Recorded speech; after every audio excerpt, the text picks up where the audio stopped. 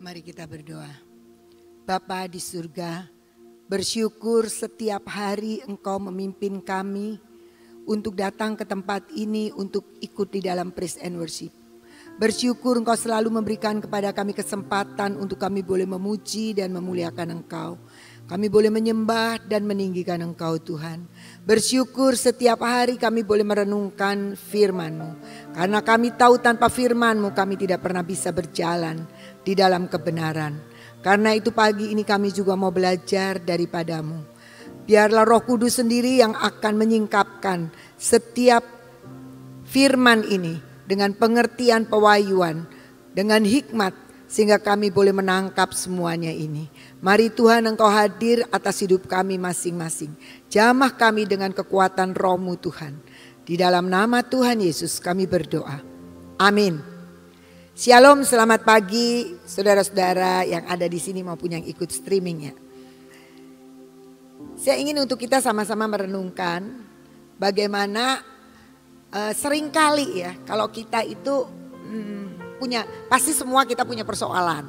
Dan ketika kita merenungkan ayat ini, kita pikir kita akan segera mendapat kelegaan. Tapi mari kita belajar apa yang tertulis dalam Matius 11 ayat 28 sampai 30. Marilah kepadaku semua yang letih lesu dan berbeban berat. Aku akan memberi kelegaan kepadamu. Pikulah kuk yang kupasang dan belajarlah padaku. Karena aku lemah lembut dan rendah hati. Dan jiwamu akan mendapat ketenangan. Sebab kuk yang kupasang itu enak dan bebanku pun ringan. Dikatakan di sini bagi orang yang punya keberatan hidup, persoalan dan sebagainya, di dalam ayat 28 dikatakan Tuhan bilang, ayo kepadaku kamu yang letih lesu, yang punya beban berat. Tuhan bilang, aku akan memberikan kamu kelegaan. Kita sering berpikir begini, kalau kita datang kepada Tuhan maka segera kita akan lega, semua jadi beres begitu. Tetapi ternyata kenyataannya tidak seperti itu. Contohnya aja, kita suka kok punya beban persoalan, seneng curhat sama orang. Kalau sudah curhat, udah cerita-cerita, lega ya kan. Tapi keluar dari ruangan curhat, loh kok masih ada bebannya, loh kok persoalannya gak beres gitu. Kita terus tahu, oh iya habis curhatnya sama manusia sih. Alkitab bilang, datang kepada Tuhan, datang kepadaku kata Tuhan Yesus. Nah datanglah doa, waduh curhat sama Tuhan. Seneng, aduh lega, keluar dari taman Tuhan. Persoalannya masih ada. Oh tapi lega kok, lega, dikit lega. Keluar dari taman Tuhan lega dikit. Tapi begitu melihat persoalan, kita langsung merasakan, loh kok bebannya gak habis juga ya, masih ada. Tapi kita mau renungkan, kita akan belajar merenungkan, dikatakan begini. Ketika kita datang kepada Tuhan, maka Tuhan bilang, aku akan memberi kelegaan kepadamu. Hatinya lega, Tuhan gak bilang bebanmu hilang, enggak. Cuma diberi kelegaan. Tapi ada ayat berikutnya, ayat 29 bilang begini. Kamu ini kalau sudah datang kepadaku, aku akan memberikan kamu kelegaan. Karena kita udah curhat sama Tuhan. Tetapi ada kata-kata, pikulah kuk yang kupasang dan belajarlah padaku. Karena aku lemah lembut dan rendah hati. Dan jiwamu akan mendapat ketenangan. Tuhan bilang gini, tapi aku itu mau pasang sama kamu tuh kuk. Kuk yang Tuhan pasang loh. Kita punya banyak beban itu biasanya dipasang sama diri kita sendiri ya. Karena kita punya hawa nafsu keinginan. Waduh kita pengen cepet-cepet dapat untung. Kita pengen cepet-cepet sembuh. Kita pengen apa terus kita jalani dengan menurut kita sendiri. Akhirnya kita rugi. Akhirnya kita pikir kita tidak beruntung. Terus kita pikir gini, loh Tuhan kok bebanku ini gak hilang, kok engkau gak tolong aku. Nah itu kuk yang kita pasang sendiri karena kesalahan kita. Tetapi dikatakan pikulah kuk yang kupasang. Jadi setelah kita datang kepada Tuhan, Tuhan bilang aku akan kasih kelegaan. Caranya begini ini loh, kamu itu harus mikul kuk yang aku pasang. Jadi Tuhan itu akan pasang kuk. Ini gambarnya begini ya, gambarnya 2 lembu. Terus kuk itu yang dipasangkan di sini nih. Lembu yang satu dan satunya lagi. Dipasang kuk Tuhan bilang, aku akan pasang kamu kuk. Sementara Tuhan pasang, Tuhan bilang, kamu belajar dari aku. Dan ternyata Tuhan itu pasang kuk dalam diri kita bersama dengan kuk dipasang di Tuhan. Kamu belajar dari padaku, percayalah aku ini Tuhan yang lemah lembut dan rendah hati. Jiwamu pasti mendapat ketenangan. Jadi artinya apa? Artinya di sini kita bisa melihat bahwa Tuhan itu mau ketika kita datang kepadanya, Tuhan pasti kasih kelegaan, tetapi ada yang menjadi bagian kita. Kita dengan diam biar Tuhan pasang kuk. Maksudnya begini, dalam satu terjemahan The Message dikatakan begini, walk with me and work with me, watch how I do it.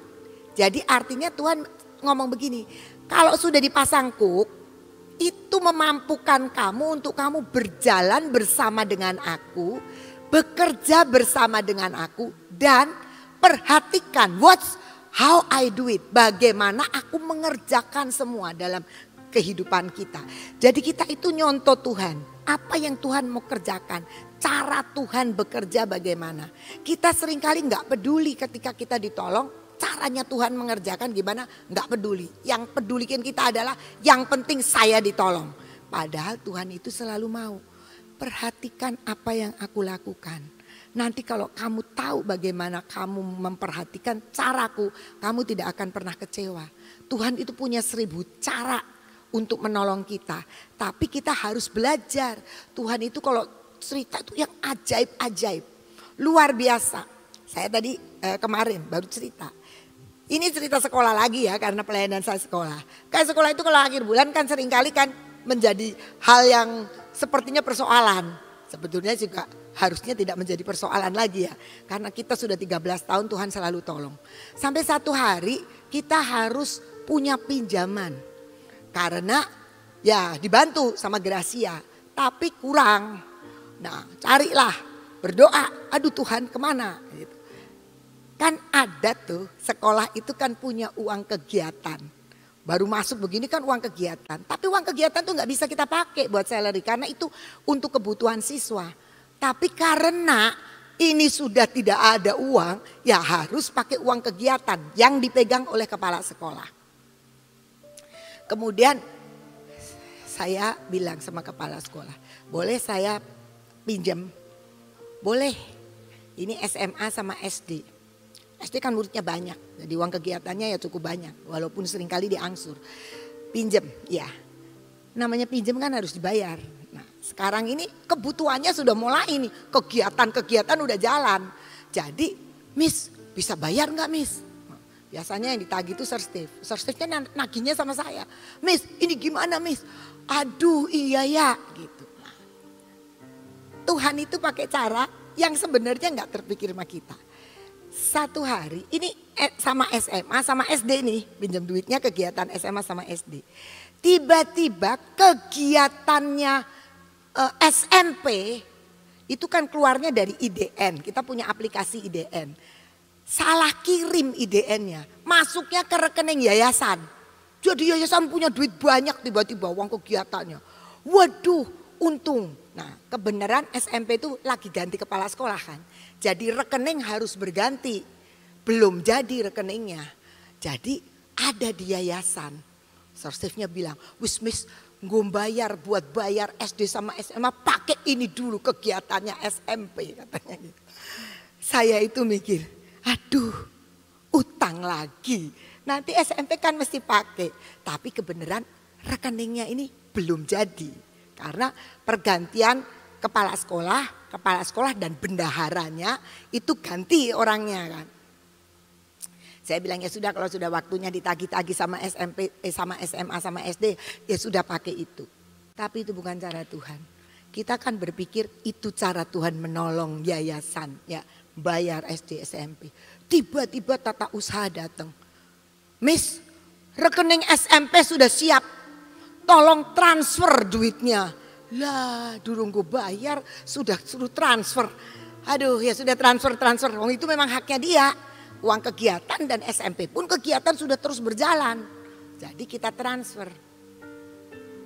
Kita transfer, tapi ajaib Tuhan. Di hari kita transfer nggak punya uang nih, ditagih sama SMA sama SD. Kita punya hak harus. Gitu. Tiba-tiba datanglah orang. Tiba-tiba belum datang orang. Tiba-tiba dapat transferan untuk membayar 2 anak.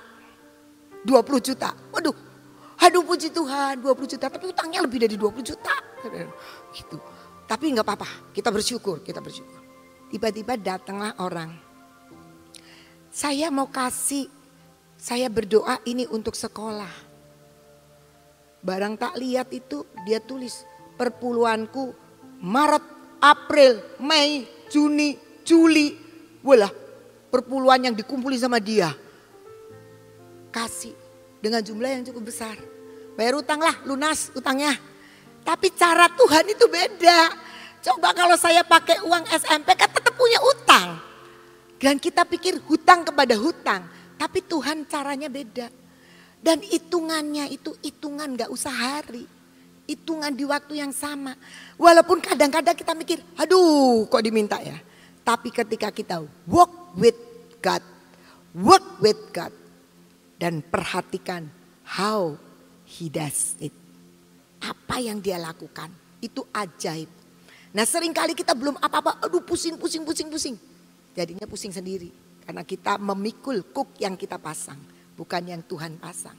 Nah ini saya ingin mengatakan sesungguhnya Tuhan itu adalah Allah yang perlu kita belajar dari Tuhan.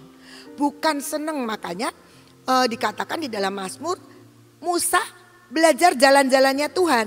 Tapi umat Israel melihat keajaibannya saja. Sehingga kalau kita cuma lihat keajaiban, kita nggak pernah sampai kapanpun mengenal Tuhan. Kita akan sebentar aja ngomel seperti umat Israel.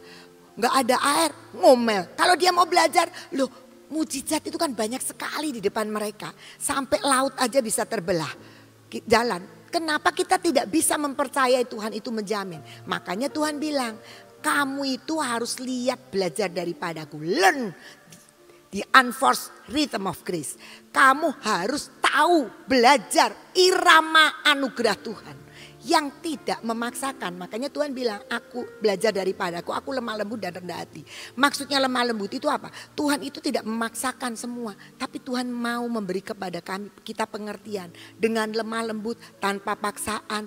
Tanpa dia mengendalikan kita. Enggak, kita punya pilihan.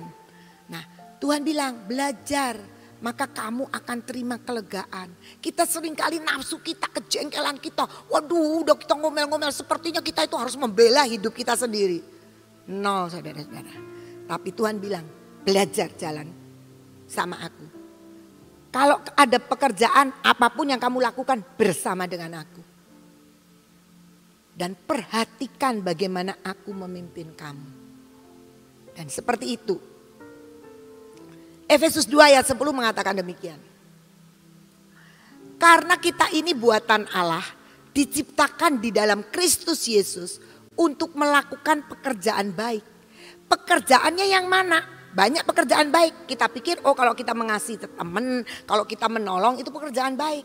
Mungkin kalau kita melayani, kita jadi worship leader, kita jadi pemain musik, kita pikir itu pekerjaan baik. Iya memang itu semua pekerjaan baik. Tetapi atas individu kita, Tuhan bilang pekerjaan baik yang dipersiapkan Allah sebelumnya. Khusus untuk pribadi kita. Tadi malam PA saya itu kan PA Destiny. Ada peserta baru yang datang. Kemudian dia cerita begini. Saya itu udah lama loh pengen ikut. Kenapa? Karena saya pengen menemukan destiny saya. Kenapa? Karena dia tahu bahwa ada sesuatu yang sudah dipersiapkan Allah untuk hidupnya. Nah, kita semua satu persatu itu ada sesuatu yang pekerjaan baik yang sudah dipersiapkan. Jangan kepengen orang lain bisa berbuat baik, saya kepengen kayak dia. Enggak, kita punya pekerjaan baik yang spesial sudah dipersiapkan Tuhan untuk kita. Nah, dia bilang, saya itu mau ikut karena saya pengen apa destiny suami saya, apa destiny anak saya. dan apa destiny saya. Karena sebenarnya tahu bahwa ada persiapan Allah yang dikerjakan dalam hidup kita. Panggilan kita masing-masing. Nah itu kita harus sadari. Nah untuk menemukan itu kita juga harus lihat ada sebuah tuntunan Tuhan. Mazmur 32 ayat 8 dan 9 bilang begini. Aku Tuhan hendak mengajar dan menunjukkan kepadamu jalan yang harus kau tempuh. Tuhan itu mau kasih tahu jalannya. Aku hendak memberi nasihat. Jadi Tuhan juga bisa beri nasihat, salah, jangan ke sana, gitu ya. Mataku tertuju kepadamu. Nah, bagaimana sikap kita? Jangan ayat 9. Janganlah seperti kuda atau bagal yang tidak berakal. Yang kegarangannya harus dikendalikan dengan tali les dan kekang. Kalau tidak, ia tidak akan mendekati engkau. Kita tahu kan kalau delman itu ya, itu kan kudanya itu mesti dipegang pakai tali kekang. Kalau enggak dia akan lari sembarangan supaya sesuai dengan kusirnya itu ya, size-nya itu harus ditarik. Nah Tuhan bilang kamu jangan seperti itu. Kamu itu jangan seperti kuda atau bagal yang tidak punya akal. Kamu tuh harus dikendalikan, harus begini, harus begini. Tetapi yang Tuhan mau seperti tadi. Tuhan pasang yok bersama dengan Tuhan, jalan bersama Tuhan, bekerja bersama Tuhan. Dan memperhatikan apa yang Tuhan sedang mau kerjakan. Bagaimana Tuhan, cara bekerja Tuhan. Memang kadang-kadang berlawanan dengan keinginan kita. Aduh Tuhan, kalau ikut Tuhan tuh lama banget ya. Sepertinya begitu, kita gak sabar. Loh kalau Tuhan kok saya suruh ngalah. Loh kalau ikut Tuhan kok saya suruh sabar. Ya memang harus begitu. Beberapa waktu yang lalu seorang yang tadinya latar belakangnya adalah dari kaum sepupu. Dia ketemu saya. Terus dia bilang begini, sebenarnya sih awalnya ya soal sekolahan. Tapi kemudian dia bilang bahwa latar belakang dia adalah saudara sepupu. Tapi sempat saya mau balik loh. Mau balik lagi. Lah kenapa? Saya ngelihat orang Kristen itu gak baik-baik. Orang Kristen tuh jahat. Orang Kristen tuh omong kotor. Orang Kristen tuh begini. Kok begitu ya? Kan Alkitab tidak begitu. Kenapa? Karena banyak orang Kristen kuda dan bagal yang kudunya ditarik sama tali les dan kekang. Dan kalau ditarik seperti itu sakit. Karena banyak orang Kristen liar. Pengennya ngomong kalau di Gracia ya baik-baik aja. Tapi keluar dari Gracia apa yang kita omong? Apa yang kita lakukan? Apa yang kita pikirkan? Berbeda. Sehingga reputasi Tuhan gak jelas di orang Kristen. Saya bilang, akhirnya saya tanya sama dia, kenapa kamu bertobat? Ternyata dia bertemu dengan Tuhan itu lewat kitabnya dia loh. Bukan lewat kita, gak ada orang nginjilin. Lewat kitabnya dia bertobat. Saya bilang kalau kamu bertobat lewat itu semua, kebenaran yang tertulis dalam kitabmu, kenapa kamu mau balik? Terus dia bilang ini, ya sebenarnya enggak, cuma emosi aja kalau ngeliatin orang Kristen. Oh, kamu kalau ngeliatin orang Kristen yang gak benar, liatnya di gereja kata saya. Karena di gereja itu perbengkelan, lagi di bengkel, cuma ada yang gak nurut. Jadi keluar dari bengkelnya ya rusak lagi. Saya bilang, kamu kenal Tuhan lewat firman, kebenaran. Kalau kamu ketemu dengan Tuhan dengan itu, jangan menjual. Karena kamu sudah menemukan yang benar. Nah seringkali kita begitu. Tuhan bilang aku mau ngajar kamu. Ayat 8. Ayat 8 mengatakan aku mau mengajari kamu. Mau menunjukkan jalan yang harus kau tempuh. Aku mau kasih kamu nasihat. Tapi kamu jangan seperti kuda dan bagal. Yang harus dikendalikan. Kalau lagi ada Ibu Nani. Wah kita kayak malaikat semua. Tapi kalau Ibu Naninya gak lihat, gak denger, wah kita ngerjain apa aja yang kita mau nafsunya. Hati-hati. Karena kita nanti kalau masuk surga bukan gantungan sama Ibu Nani. Pribadi demi pribadi. Mari kita belajar membangun hidup kita. Tuhan bilang, kamu punya beban berat, datang Tetapi kamu harus tahu bahwa datang kelegaan yang aku berikan itu dengan kuk yang aku akan pasang. Yang Tuhan pasang, bukan kita pasang. Banyak orang Kristen bilang, aduh salibku berat sekali. Ya pasang salib sendiri sih. Tapi kita harus kuk yang Tuhan pasang. Karena Tuhan bilang, kuk punyaku itu, kita kembali di Matius 11 tadi. Kuk yang kupasang itu enak dan bebanku ringan, kata Tuhan. Tetapi akan enak dan ringan kalau kita seirama dengan Tuhan. Tuhan tadi bilang, belajar dari aku dan melangkah seirama dengan Tuhan.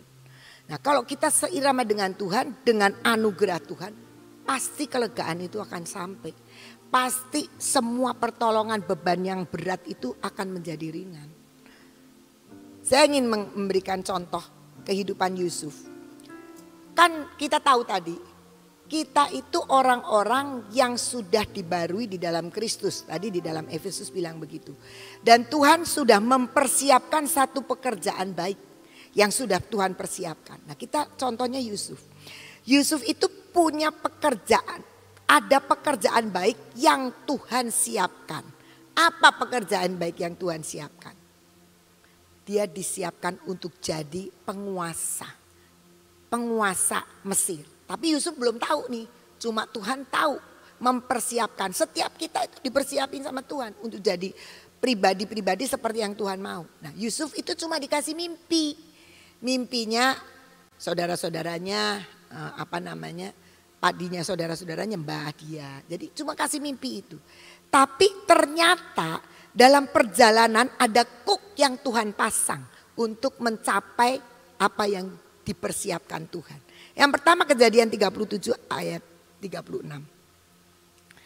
Yusuf ini kemudian kan dimasukin sumur sama saudara-saudaranya. Terus dijual.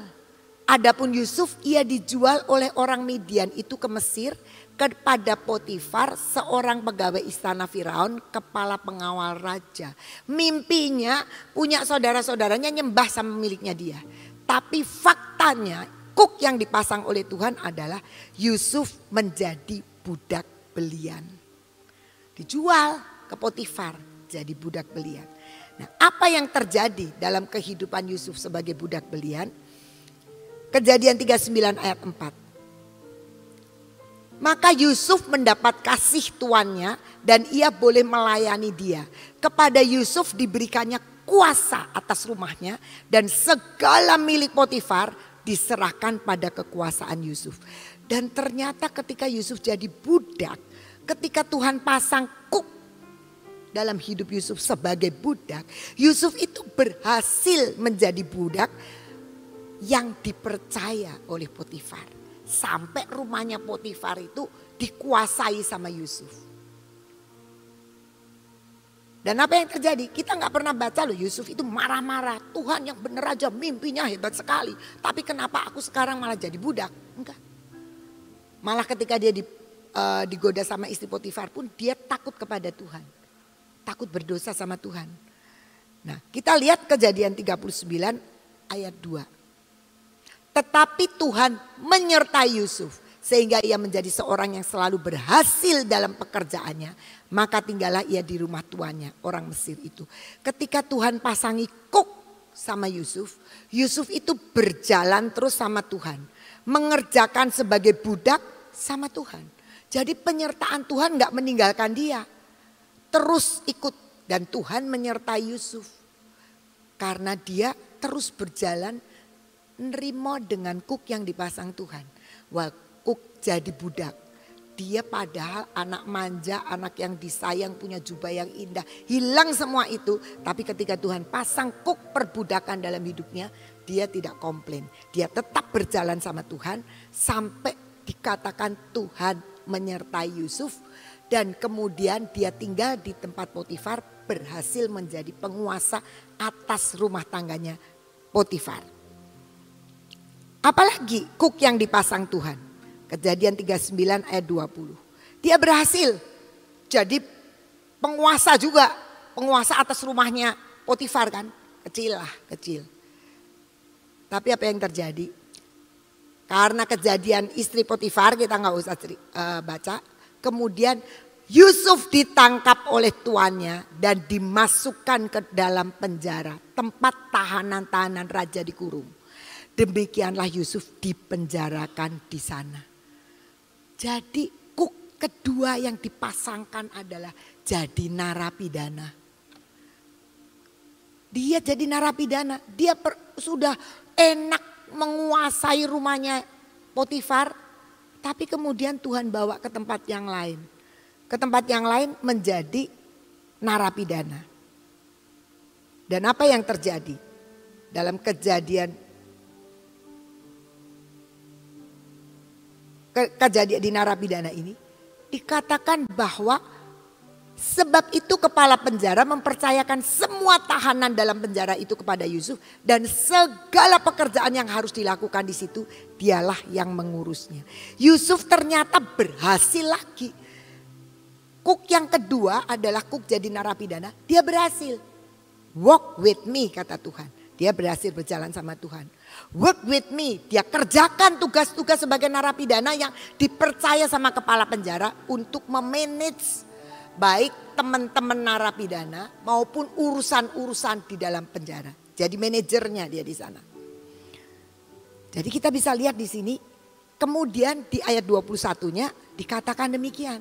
Tetapi Tuhan menyertai Yusuf dan melimpahkan kasih setianya kepadanya.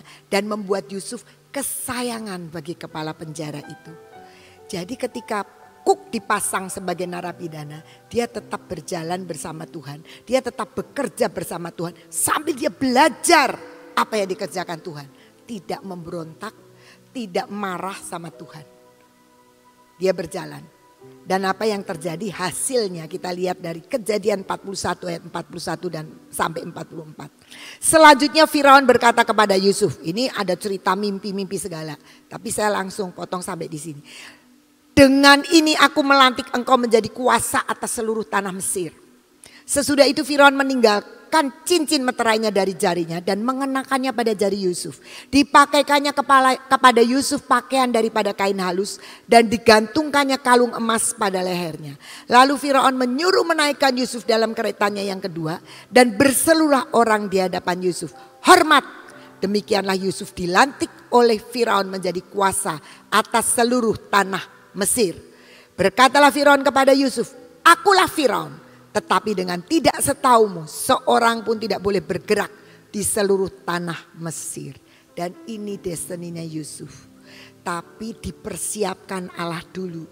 Gak mungkin Yusuf bisa jadi penguasa Mesir kalau dia tidak pernah berlatih dari yang kecil. Dia pertama menjadi manajernya rumahnya Potifar kecil. Tuhan angkat lagi kuk yang dipasang jadi narapidana. Lebih gede lagi karena tahanannya kan pasti banyak. Jadi tidak cuma memanage rumah tangganya Potifar. Tapi sekarang rumah tangganya penjara. Sambil terus Yusuf belajar sampai waktunya dia menjadi penguasa Mesir. Dan itulah pekerjaan baik yang dipersiapkan Allah sebelumnya untuk Yusuf mencapai kepada destiny yaitu penguasa Mesir. Kita lihat Daud. Daud juga ada pekerjaan baik yang dipersiapkan Tuhan untuk Daud. Yaitu jadi Raja Israel. Kita baca 1 Samuel 16 ayat 1 dan lompat ayat 13. Berfirmanlah Tuhan kepada Samuel. Berapa lama lagi engkau berduka cita karena Saul? Bukankah ia telah kutolak sebagai raja atas Israel? Isilah tabung tandukmu dengan minyak dan pergilah. Aku mengutus engkau kepada Isai orang Bethlehem itu. Sebab di antara anak-anaknya telah kupilih seorang raja bagiku. Samuel mengambil tabung tanduk yang berisi minyak itu dan mengurapi Daud di tengah-tengah saudara-saudaranya. Sejak hari itu dan seterusnya berkuasalah roh Tuhan atas Daud. Lalu berangkatlah Samuel menuju Rama. Visi Tuhan diberitahukan kepada Daud. Daud, kamu itu satu hari akan jadi raja. Daud, kamu itu dipilih Tuhan di antara semua orang-orang Israel untuk menggantikan Saul. Dan apa yang terjadi? Tetapi ternyata setelah Daud itu diurapi, ada lagi kuk yang Tuhan pasang atas Daud. Kita lihat 1 Samuel 16 ayat 21. Demikianlah Daud sampai kepada Saul dan menjadi pelayannya. Saul sangat mengasihinya dan ia menjadi pembawa senjatanya. Ada dua hal yang Tuhan taruh dalam hidup Daud. Daud itu diurapi jadi raja. Kita kalau dapat dapat janji Tuhan, waduh kita semangat sekali. Proteksi ilahi. Waduh kita akan diproteksi. Aduh cepat-cepat stiker minta 15, 10, 3, 4 gitu. Karena kita pikir kita akan terproteksi. Tapi seringkali visi Tuhan, tujuan Tuhan untuk membentuk kita supaya diproteksi. Kan kemarin sudah jelas kalau kita akan diproteksi itu harus ada di tiang awan dan tiang api. Kalau kita keluar kita juga tidak akan terproteksi, lari. Makanya jangan seperti kuda dan bagal. Jangan pikir kalau sudah digrasia dan sudah dengar firman Tuhan dan sudah dapat ke sini stikernya, mantap, jadi mantra, pasti dilindungi, pasti diberkati, pasti tidak akan masuk ke kegelapan. Enggak, kita harus ingat ada kuk yang Tuhan pasang untuk mencapai yang nantinya pasti menjadi jaminan bahwa kita itu luput dari kegelapan. Kita terproteksi dan diproteksi oleh Tuhan. Nah demikian juga dengan Daud. Daud itu diurapi jadi raja.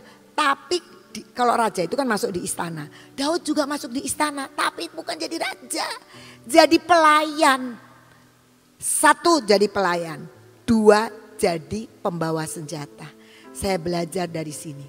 Kenapa Daud kok dijadiin pelayan sama Tuhan. Padahal pengurapannya adalah raja. Kita bisa bayangin ya. Daud itu penggembala domba yang kerjaannya nyanyi-nyanyi, main musik, nyembah Tuhan. Yang ketemunya cuma sama singa dan beruang dan sebagainya. Dia pasti gak punya sopan santun, etika, gak punya ngerti tata cara kerajaan. Nah Tuhan mengajarkan kalau kamu mau jalan sama aku, kalau kamu mau mengerjakan bersama dengan aku, dan kamu mau belajar bagaimana cara aku mengajar engkau, maka akan nyampe. Jadi Tuhan bilang kamu ke istana, jadi pelayan dulu. Nanti kamu ngerti. Mungkin waktu itu dia cuma gosok-gosok sepatunya Saul gitu ya, ngepel-ngepel dan sebagainya. Tapi dia sudah ada di kerajaan. Sehingga dia tahu tata cara kerajaan. Dia tahu sopan santun etika. Dia tahu semua tentang kerajaan. Yang kedua sama Tuhan jadi suruh bawa senjata. Kalau suruh bawa senjata itu pasti mau ngadep perang kan. Dia ya perang sama Goliat memang menang. Tapi tidak pakai senjata, pakai ketapel. Nah kan gak bisa terus pakai ketapel. Kamu kalau perang itu pasti pakai senjata. Dia dikasih pakai senjata aja udah keribetan gitu kan. Nah Tuhan ketika dia jadi pembawa, dia mulai ngerti teknik-teknik berperang. Dia mulai tahu bagaimana cara musuh mau mengalahkan. Sehingga pada waktunya nanti dia bisa menjadi pemenang. Nah, kemudian kita melihat kuk yang dipasang itu 1 menjadi pelayan Saul dan pembawa senjatanya. Loh Tuhan, janjinya saya itu akan diberkati begini. Napa kok saya sekarang ngadepi seperti ini? Seperti Daud. Loh Tuhan, aku ini diurapi, bukan minta loh. Bukan ngotot loh, dipilih lagi di padang, dipanggil untuk diurapi jadi raja. Kenapa aku masuk malah jadi pelayan? Kenapa aku cuma bawain senjata? Karena Tuhan sedang mempersiapkan satu pekerjaan baik yang sedang dipersiapkan Tuhan untuk hidup Daud. 1 Samuel 18 ayat 30. Apabila raja-raja orang Filistin maju berperang, setiap kali mereka maju berperang, maka Daud lebih berhasil dari semua pegawai Saul sehingga namanya sangat masyhur. Kuk yang berikutnya adalah dia harus menjadi pasukan perang. Nanti kalau pasukan perang itu kan yang memerintahkan raja. Lah kan aku mestinya yang jadi raja. Kenapa aku sekarang diperintah? Tapi ternyata Daud itu berhasil lebih dari pegawai Saul dan Tuhan latih dia menjadi tentara. Dia itu dari padang gak pernah perang. Tapi Tuhan pasang kuk untuk dia berperang. Selama Daud ini ngikuti caranya Tuhan. Berjalan bersama Tuhan. Dia kerjakan. Dia gak bilang begini, kapan Tuhan aku jadi raja. Kapan Tuhan aku jadi raja. Tidak pernah ada kata-kata gitu. Malah ketika 2 kali punya kesempatan dia membunuh Saul, yang mengejar-ngejar dia dan mau membunuh, dia tidak berani membunuh. Karena aku tidak akan mengusik orang yang diurapi. Hati-hati, kita suka nggak puas, kita marah-marah sama orang Kristen. Ya kalau marah-marah Kristen mungkin masih nggak terlalu. Tapi marah sama hamba Tuhan, hati-hati. Daud tidak berani. Dia bilang, aku tidak akan mengusik orang yang diurapi. Kata semua teman-teman, udah ini kesempatan. Ini memang Tuhan sudah kasih kesempatan supaya kamu bisa bunuh Saul. Saul mau membunuh dia loh. Kan paling aman dia bunuh Saul. Lepas dari pengejaran Saul, dia jadi raja. Tapi Daud enggak. Dia tidak lakukan itu. Hasilnya apa? 2 Samuel 7 ayat 8. Oleh sebab itu beginilah kau katakan kepada hambaku Daud. Beginilah firman Tuhan semesta alam. Akulah yang mengambil engkau dari padang ketika menggiring kambing domba. Untuk menjadi raja atas umatku Israel. Jadi Tuhan itu yang ngambil Daud dari padang. Bukan Daud loh yang deket-deket. Kalau Daud disuruh bapaknya untuk nganterin ke medan perang itu karena Tuhan yang mengambil dia dari padang dan kemudian akan menjadikan destininya adalah raja utus untuk umatku Israel. Nah itulah pekerjaan yang dipersiapkan, tapi tidak tiba-tiba dia jadi raja. Walaupun pengurapan sudah turun, ternyata ada kuk yang kupasang. Dan ternyata itulah yang dikatakan Tuhan, kuk yang kupasang itu enak dan bebanku ringan. Sepanjang kita berjalan dengan Tuhan, kita bekerja bersama Tuhan, dan kita belajar dari apa yang Tuhan lakukan dalam hidup kita. Banyak orang Kristen gak suka belajar. Senang baca Alkitab senang, tapi gak pernah belajar cara-cara Tuhan membentuk hidup kita. Kita pikir, wah sudahlah saya udah jadi orang Kristen lama, saya sudah tahu semua. Maaf, Tuhan mempersiapkan pekerjaan baik yang spesial untuk kita. Dengan panggilan destiny yang berbeda. Nah, kalau kita lihat apa yang dilakukan Yusuf dan Daud, ya tadi. Berjalan bersama Tuhan, bekerja bersama Tuhan, belajar kepada Tuhan yang lemah lembut dan rendah hati. Dia itu ngajari kita itu seperti bapak mengajari anak. Dia enggak pakai tongkat ya, kalau kita nyeleweng ya memang ditarik sama Tuhan. Makanya Tuhan bilang jangan seperti kuda atau bagal yang harus dikekang. Tapi mari kita belajar dan tahu Tuhan itu penuh belas kasihan. Tuhan penuh pengampunan. Dia katakan aku tuh lemah lembut. Lemah lembut itu artinya bukan lemah gemulai. Tapi Tuhan lemah lembut itu Tuhan itu bisa memahami hidup kita. Bisa mengerti hidup kita. Tetapi dia juga bisa mendidik kita. Dengan kasihnya yang sempurna. Mari saudara-saudara belajar. Seperti Tuhan katakan, walk with me and work with me. Watch how I do it. Maka pencapaian destiny dan kehidupan dalam kelegaan walaupun ada kuk yang Tuhan pasang. Yang belum nyampe ke destiny kita, tapi hati kita lega. Karena kita tahu kita sedang mengikuti jalan Tuhan. Dan saya mau katakan jaminan Tuhan akan menuntun kita sampai destiny. Itu sudah pasti ketika kita berjalan bersama Tuhan. Kalau kita keluar seperti bangsa Israel, lepas dari tudung, tidak mau belajar sama Tuhan, tidak mau mengerti segitu Tuhan udah kasih jalan-jalan yang luar biasa. Gak nyampe tanah Kanaan. Jadi proteksi ilahi akan terjadi dalam hidup kita. Sepanjang kita membiarkan kuk Tuhan pasang, tapi percayalah Tuhan itu kalau pasang kuk tidak akan membuat kita menderita. Kecuali kita berontak tidak mau dipasangi kuk. Pasti leher kita akan luka seperti lembu itu tadi. Tapi kalau kita punya ketaatan, kita mau benar-benar seperti Yusuf, seperti Daud. Tidak pernah ada ngomel, bahkan sepertinya ada kesempatan untuk kita membalas, dia tidak lakukan. Karena dia belajar dari Tuhan. Tuhan bilang pembalasan adalah aku. Ngapain kita mau bela-bela?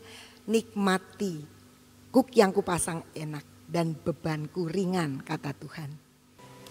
Saudara, setiap hari saudara itu dicekokin dengan firman yang membawa kita masuk ke dalam sesuatu destiny kita.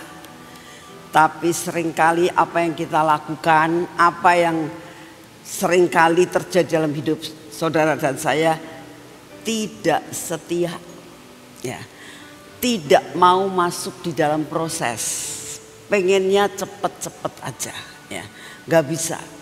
Hidup itu ada ketetapannya, ya. Hidup itu ada jalannya. Nggak usah kita minta cepet-cepet, tapi juga tidak usah kitanya berlambat-lambat. Seperti tadi dikatakan, ya, ini ada 2 sapi. Sapinya yang kecil ini mungkin, aduh, kadang-kadang kok jalannya cepat sekali ya sapi tuanya ini gitu ya. Tapi kalau bisa belajar, kadang-kadang lambat, kadang-kadang cepat. Coba seirama aja, seperti yang firman Tuhan tadi katakan, berjalan seirama, ya, seirama. Kalau kau dapat melakukan akan hal ini, saya yakin kau akan mencapai. Banyak anak yang gagal. Karena apa? Pengennya cepet-cepet, ya. Dan seringkali ditawarkan sesuatu hal mulai keluar dari tiang awan dan tiang api. Bangsa Israel pada waktu Raja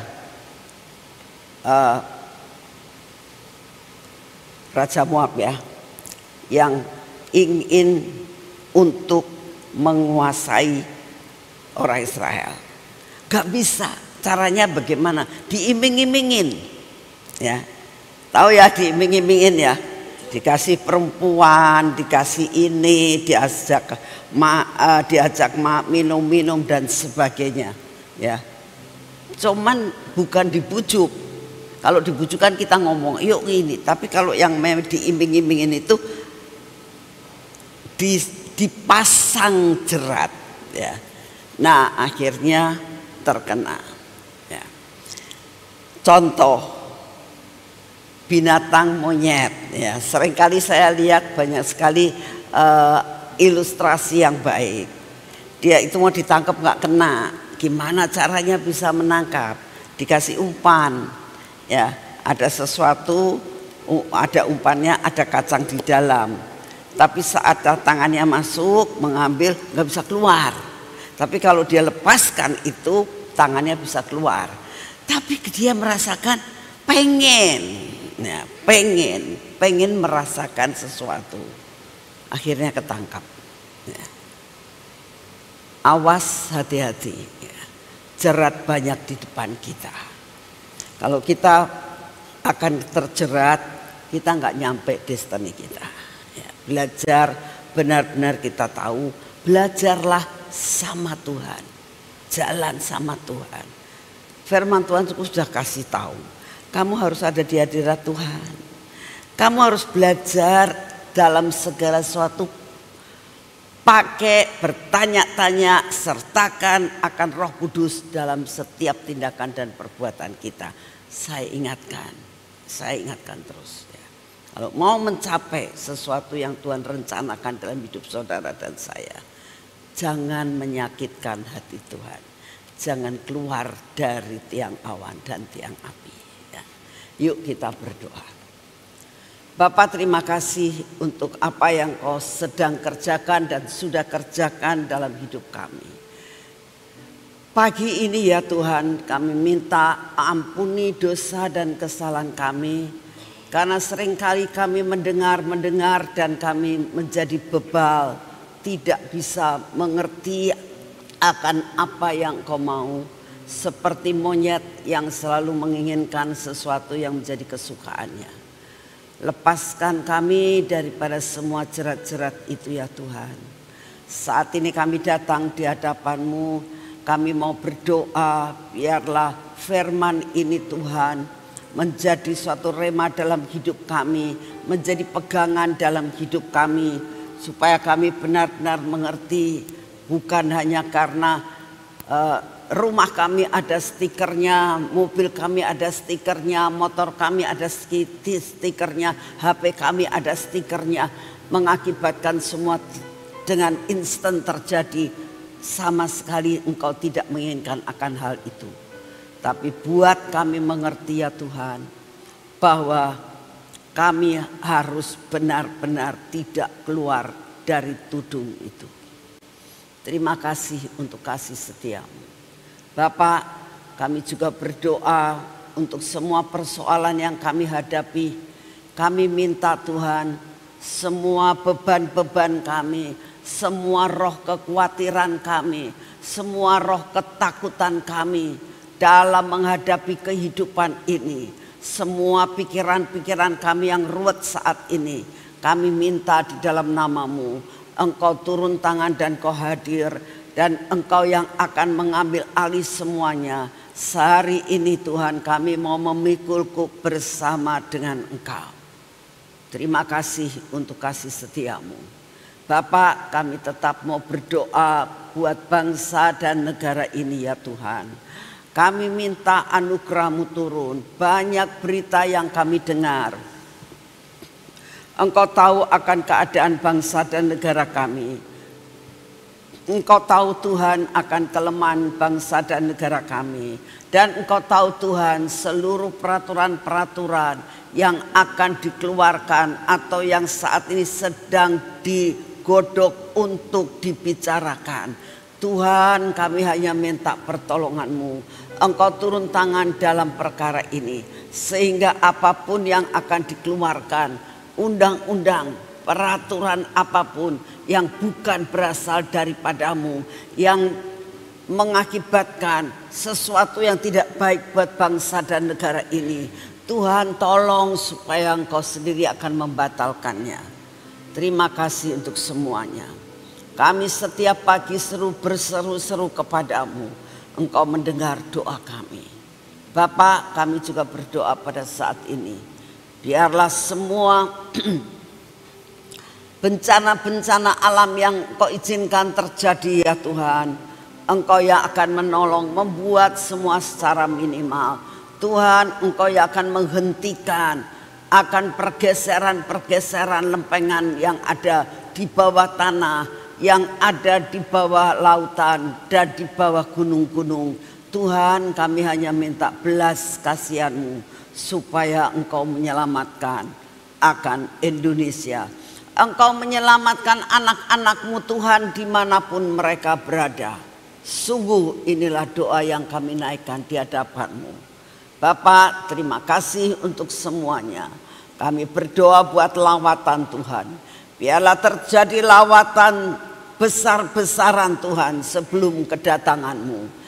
Persiapkan kami supaya benar-benar kami siap siang, malam, pagi, sore saat Engkau datang untuk di awan-awan.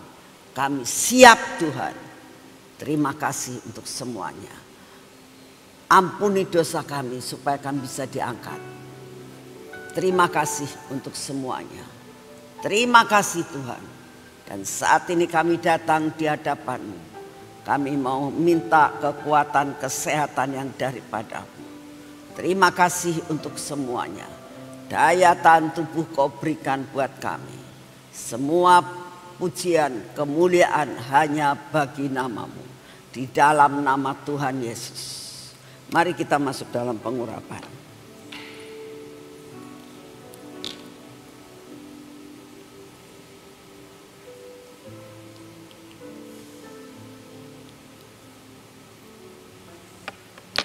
Masing-masing berdoa sebelum pengurapan.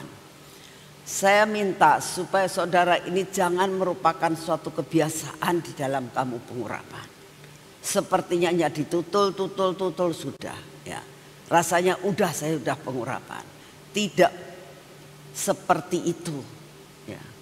Itu tidak akan bermanfaat kalau kau lakukan hanya karena kebiasaan. Harus punya percaya dalam diri kamu. Harus punya iman bahwa ini benar-benar ada sesuatu kratos di dalam pengurapan. itu baru kamu bisa mengalami. Berapa banyak manusia-manusia dalam dunia ini, anak-anak Tuhan yang sekedar pengurapan. Mereka tetap hidupnya biasa-biasa saja. Tidak ada sesuatu hal yang spektakuler. Tapi ada beberapa orang yang benar-benar melakukan dengan sungguh-sungguh, mengalami spektakuler yang luar biasa. Dan saya berdoa dimanapun juga kalian berada saat ini, biar kami tahu bahwa ini bukan main-main. Terima kasih Tuhan Yesus. Ampuni dosa kami kalau kami seringkali meremehkan untuk minyak ini. Kami pegang minyak ini. Biar terjadi suatu supranatural dalam hidup kami. Kami sangat merindukan supranatural terjadi dalam hidup kami. Atas mata kami, atas telinga kami, atas bibir mulut kami dan hati kami. Biar terus merasuk dalam hidup kami Tuhan. Pada tangan kami, pada kaki kami. Dan Kau juga menghancurkan semua yang tidak baik yang ada dalam hidup kami. Tuhan, ini kami sudah penuh dengan urapan-Mu. Biar supranatural ini bekerja dalam hidup kami. Apapun yang kami kerjakan dengan tangan kami, dengan pikiran kami, dengan hati kami, semua menghasilkan buah yang luar biasa. Perjalanan kami menjadi berhasil. Penyertaan-Mu sempurna atas hidup kami. Dan berkat-Mu kami terima dengan itu. Dalam nama Tuhan Yesus. Amin. Selamat pagi, Tuhan memberkati saudara semuanya.